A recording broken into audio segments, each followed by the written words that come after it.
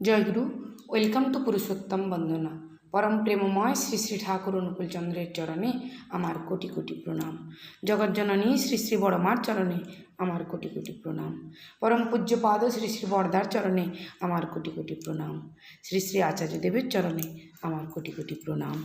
আজ 14ই শ্রাবণ। আজ শ্রী শ্রী বড় মায়ের শুভ আবির্ভাব দিবস, শুভ জন্মদিন। আজ এই দিনে, আজ এই শুভ দিনে আমি বড় মায়ের দিব্য জীবনের কিছু দিব্য ঘটনা, তার প্রতিভক্তি, তার কিছু দয়ার কথা আজ এই ভিডিওর মাধ্যমে আপনাদের সামনে তুলে ধরব। জ্যোতি আশ্রমে শ্রী ঠাকুর বসে আছেন। একদিন প্রশ্ন করলেন, বড় বউকে আপনাদের কীরকম মনে হয়? কেউ বললেন তিনি স্নেহময়ী, কেউ বলেন তিনি দয়াময়ী, আবার কেউ বলেন তিনি রাসভারী।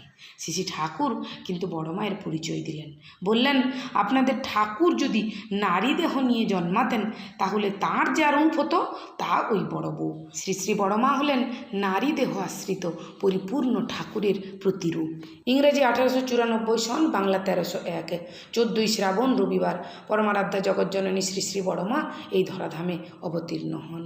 তার জন্ম হওয়ার পরে একটি খবর সব দিকে ছড়িয়ে পড়ল, ত্রিনয়নী দেবীর কন্যাটি কি সুন্দর, মুখখানি সদ্য প্রস্ফুটিত পদ্মের মতো, গায়ের রং সোনার মতো, স্ফটিকের মতো, তাই সবাই আদর করে তাকে ডাকতেন ফটকি বলে। দেখতে দেখতে 11টি বছর পার হয়ে গেল। ইংরাজি 1906 খ্রিস্টাব্দে 13ই অগস্ট তার বিবাহ সুসম্পন্ন হয় পরম দয়াল শ্রী ঠাকুর অনুকূলচন্দ্রের সাথে। শ্রী বড় মা ছিলেন বড় রাসভারী মানুষ। তিনি খুব অল্প কথা বলতেন। তিনি সবসময় মাথায় ঘোমটা দিয়ে রাখতেন। কোনো নবপরিণীতা বধূ, মানে নতুন বিয়ে করা কোনো বউ যখন বড় মার কাছে প্রণাম করতে আসতো, তখন তিনি তাকে বলতেন, লজ্জা রেখে চলো, লজ্জাই নারীর ভূষণ। কিন্তু আজকাল আমরা কি করছি?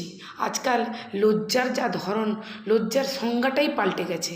আমরা কিন্তু তা অনবরত দেখতে পাচ্ছি। আজকাল স্বামী স্ত্রীর মধ্যে প্রচুর অশান্তি, প্রচুর ঝগড়াঝাঁটি, মনোমালিন্য, বিচ্ছেদ প্রায়ই দেখা যাচ্ছে। স্বামী স্ত্রীর সম্পর্ক কেমন হওয়া প্রয়োজন জানেন? দেখুন, একবার শ্রী ঠাকুর বলছেন, আমার বিয়ে হয়েছে সেই 18 বছরে, তারপরে এ পর্যন্ত আমার সঙ্গে বড় বউর কোনো বিষয়ই কোনো দিন বাঁধেনি। কার কথা মতো বাড়ির ভিতরকার গাব গাছটা কেটে দিয়েছিল, সেই দিন আমার রাগ হয়েছিল। তাছাড়া আমার মনে কোনো ব্যথাই দেয়নি। কংস রাজার খেয়ালের মতো কত হুকুম চালিয়েছি, হাসি মুখে সুখে করেছে। সন্তপ্ত হয়ে নয়, আমি চলে গেলে বড় বউয়ের টেকা মুশকিল। ভগবান করুন এরা বেঁচে থাক, সুস্থ থাক। আবার একবার শ্রী ঠাকুর বলছেন, সেদিন বড় বউ বলছিল, তুমি থাকতে মরি এ আমার কখনো ইচ্ছা হয় না, কারণ আমি জানি আমি চলে গেলে তোমার অশেষ কষ্ট হবে। শ্রী ঠাকুর তাই নিজ মুখেই বলেছেন, বড় বউ সুস্থ থাকলে আমিও সুস্থ থাকি। একবার হয়তো শ্রী ঠাকুর গিয়ে বড় মাকে জিজ্ঞেস করলেন, বড় বউ তোমার শরীরটা কেমন আছে? অমনি বড় মা বলছেন, তুমি কেমন আছো? তোমার ভালো থাকা নিয়েই তো আমার ভালো থাকা। এমনিই ছিলেন আমাদের বড় মা। আর দেখুন বড় মা আমাদের কি শিক্ষা দিলেন? প্রতিভক্তি, স্বামী ভক্তি। স্বামীকে কেমনভাবে ভক্তি করতে হয় তা বড় মা তার সমগ্র জীবন দিয়ে দেখিয়ে দিয়েছেন। পতিব্রতা নারীর এক চূড়ান্ত উদাহরণ হলেন শ্রী বড় মা। শ্রী ঠাকুর ছিলেন একাধারে তার স্বামী, গুরু ও ভগবান। তার অস্তিত্বের সবটুকু ঠাকুরের মনজ্ঞ চলনে তার মতো করে আর কেই বা চলেছেন। শ্রী শ্রী ঠাকুরকে সেবা করা, তাকে সুস্থ রাখা, তাকে তৃপ্তি দেওয়া, এই ছিল বড় মায়ের একমাত্র ব্রত। শ্রী শ্রী বড় মা ছিলেন সংসারের গৃহিণী। তার কর্মচক্র সম্পূর্ণটাই আবর্তিত হতো শ্রী শ্রী ঠাকুরকে কেন্দ্র করে।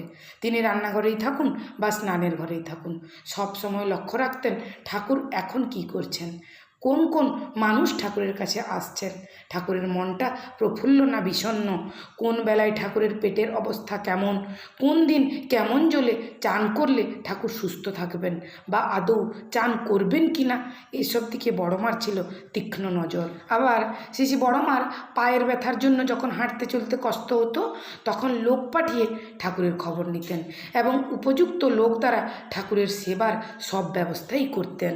শ্রী ঠাকুর বলতেন, ভাদ্র ও পৌষ মাসের সূর্যকিরণে আলট্রাভায়োলেট রে বেশি থাকে। ওই সময় কাপড় চোপড় রোদে দেওয়া ভালো, তাহলে আর পোকা ধরতে পারে না।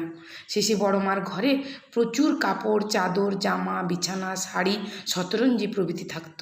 নিয়মিত ভাদ্র ও পৌষ মাসে তিনি সেগুলি রোদে দিয়ে তুলে রাখতেন।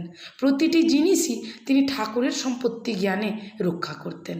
ঠাকুরের স্বস্তির জন্য বড়মা কোনো কষ্টকেই কষ্ট বলে মনে করতেন না।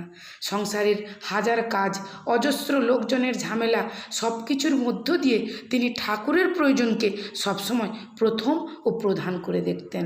সারা দিনে শ্রী ঠাকুর কতগুলি পান খেতেন, সেই পান শ্রী বড়মা প্রতিদিন শেষ রাতে উঠে স্বহস্তে সেজে রাখতেন। তো শ্রী বড়মার তেজময়ী অথচ সরল মধুর ব্যক্তিত্বের ও গাম্ভীর্যের কাছে গেলে সহজেই আপনা থেকে মাথা নত হয়ে আসত। অন্যায় অন্যায্যের সাথে তার কোনো আপোষ ছিল না। একবার এক আশ্রমিক কোনো বিষয়ের উপর কথা বলতে গিয়ে শ্রী বড়মার কাছে গিয়ে বললেন, শ্রী ঠাকুর আর তাঁর ভাইরা সবাই এক সমান। এই কথা শোনা মাত্রই যেন আগ্নেয়গিরির বিস্ফোরণ ঘটে গেল। কি কঠিন রূপ তখন তার!